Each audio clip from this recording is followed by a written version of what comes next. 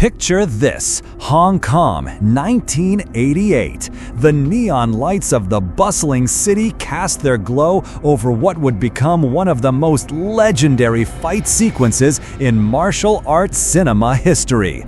Two titans of combat were about to clash in a battle that would define a generation's understanding of what happens when unstoppable force meets immovable object. Sammo Hung, the portly prodigy who had revolutionized Hong Kong action cinema, stepped into unfamiliar territory. For years, he had been the undisputed king of comedic kung fu, blending humor with bone-crushing authenticity.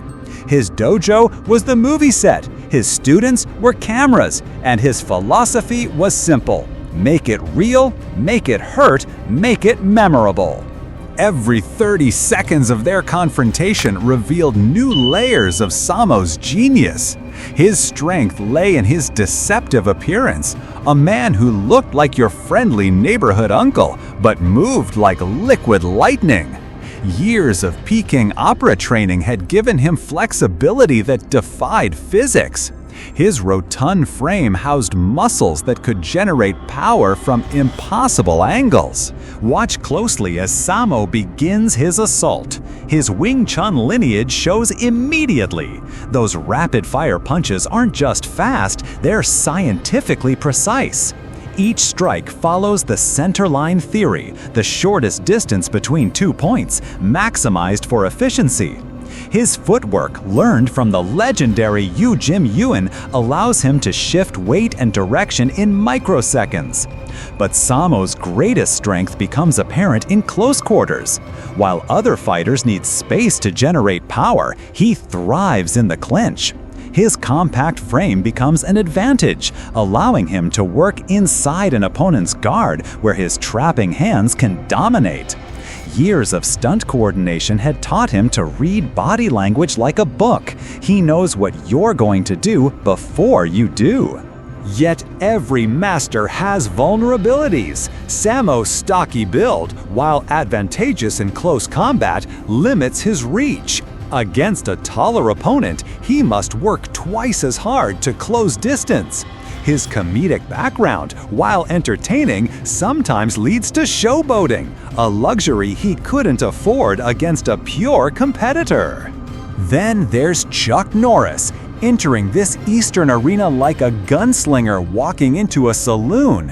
His strength wasn't just physical, it was psychological. 6-time world karate champion wasn't just a title, it was a warning label. His Tang Soo Do background had forged him into something different from traditional kung fu masters. Every movement Chuck makes screams American efficiency. Where Sammo flows like water, Chuck strikes like thunder. His kicks, those legendary kicks, carry the weight of years spent perfecting distance and timing. His reach advantage isn't just about longer limbs, it's about understanding space control. He can dictate the fight's range, keeping Sammo at the perfect distance for punishment. Chuck's tournament background shows in his defensive capabilities. He's faced every style, adapted to every rhythm. His counter-attacking ability is legendary. He doesn't just defend, he punishes mistakes. When Sammo attempts to close distance, Chuck's sprawling techniques and defensive kicks create walls of pain. But competition fighting had also created habits that film fighting exploits. Tournament rules had conditioned him to certain patterns. His strikes, while devastatingly effective, follow predictable combinations. Against a choreographer like Sammo, patterns become vulnerabilities. The conflict escalates as both warriors realize they're facing something unprecedented. Sammo, used to directing fights, finds himself reacting to someone who won't follow the script. Chuck, accustomed to tournament rules, discovers that Hong Kong cinema has no referee to save him. The first exchange reveals everything. Sammo rushes in, his pudgy exterior hiding explosive speed. His opening combination, a feint high, drop low, uppercut to the body, should have ended most fights. But Chuck's competition experience kicks in.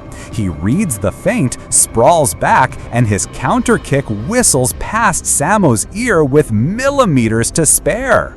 What follows is martial arts poetry written in sweat and determination.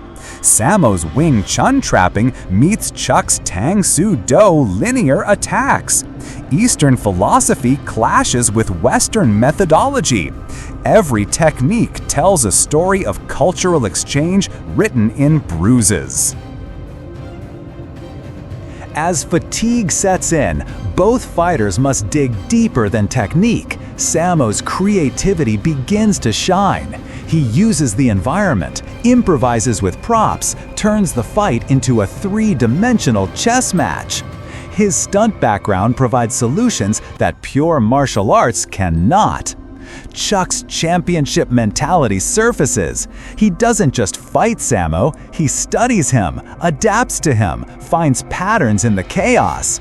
His kicks become more targeted, his combinations more efficient. The machine is learning.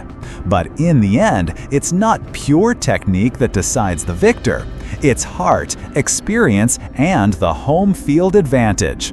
Sammo Hung emerges victorious, not through overwhelming superiority, but through the accumulated wisdom of years spent making movie magic real. Sammo wins because he understands something Chuck doesn't, that in cinema, the story matters more than the score. His victory comes not from better technique, but from better adaptation to the medium they're truly fighting in, the art of making legends.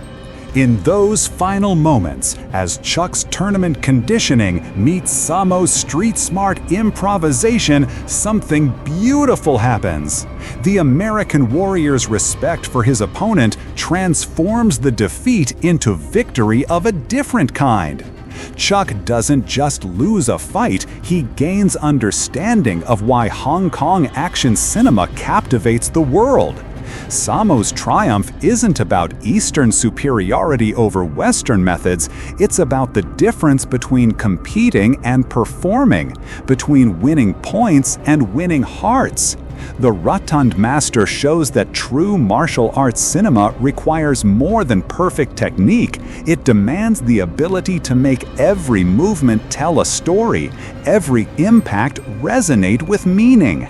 This wasn't just a fight, it was the moment East and West learned to speak the same language, the universal dialect of respect earned through combat.